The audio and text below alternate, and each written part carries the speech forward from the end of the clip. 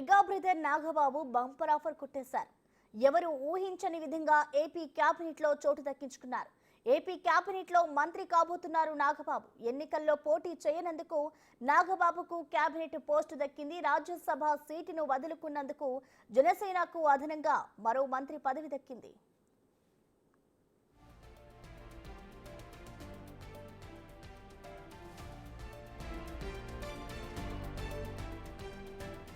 AP CM Chandrababu నాగబాబును మంత్రి చేయనున్నట్లు ప్రకటించేశారు. ఎన్నికలప్పుడు టీడీపీ, జనసేన, బీజేపీలు కలిసి పోటీ చేశాయి. అయితే అప్పట్లో నాగబాబు కూడా పోటీ చేస్తారని అందరూ అనుకున్నారు. కానీ సీట్ల సర్దుబాటులో భాగంగా నాగబాబు ఎన్నికల్లో పోటీ చేయకుండా కామ్గా ఉన్నారు. అయితే అప్పట్లో కూటమి గెలవడమే ధ్యేయంగా పనిచేశారు. ఆ ఫలితం ఇప్పుడు జనసేనకు దక్కినట్లుగా ఉంది.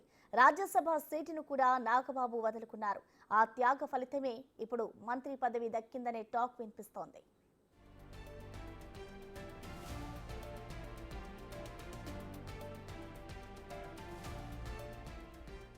నాగబాబుకు మొదట టీటీడీ చైర్మన్ దక్కుతుందని విస్తృతంగా ప్రచారం సాగింది. కానీ ఆ పదవిలో బిఆర్ నాయుడిని నియమించారు.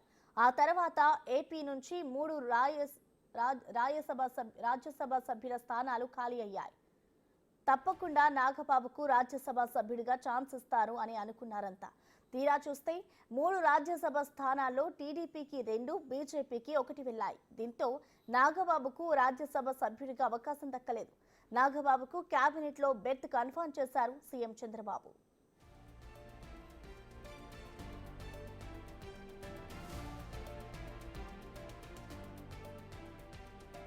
ఏపీ అసెంబ్లీ స్థానాలను అనుసరించి 25 మంది మంత్రులకు అవ్వాల్సి ఉంది. కానీ ప్రస్తుతం కేబినెట్ లో 24 మందే మంత్రులుగా కొనసాగుతున్నారు.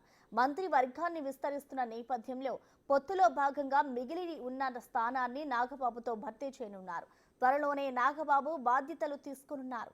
ఇక నాగబాబుకు ఏ శాఖ ఇస్తారు అనే దానిపై ప్రస్తుతం అయితే సస్పెన్స్ నెలకొంది.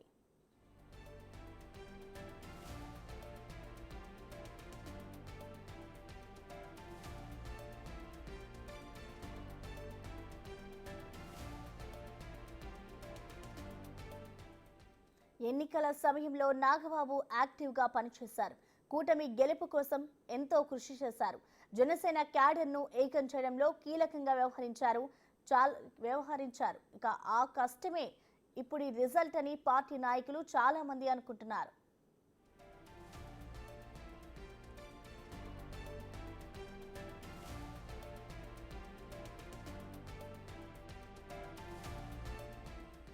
జనసేన నుంచి ఇప్పటికే చంద్రబాబు కేబినెట్ లో పవన్ కళ్యాణ్, నాదెండ్ల మనోహర్, కందుల దుర్గేష్ మంత్రులుగా ఉన్నారు.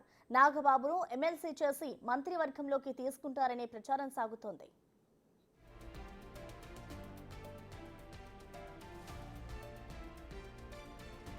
నాగబాబు ప్రస్తుతం ఎమ్మెల్యే కాదు, ఎమ్మెల్సీ కాదు. ఆయనను మంత్రివర్గంలోకి తీసుకోవాలంటే ఎమ్మెల్సీ కావాల్సి ఉంటుంది. కాబట్టి ఎమ్మెల్సీని చేశాక నాగబాబును కేబినెట్ లోకి తీసుకుంటారనే సమాచారం. ఇక నాగబాబుకు ఏదైనా కీలక పదవి ఇవ్వాలని డిప్యూటీ సీఎం పట్టుబట్టినట్లుగా తెలుస్తోంది.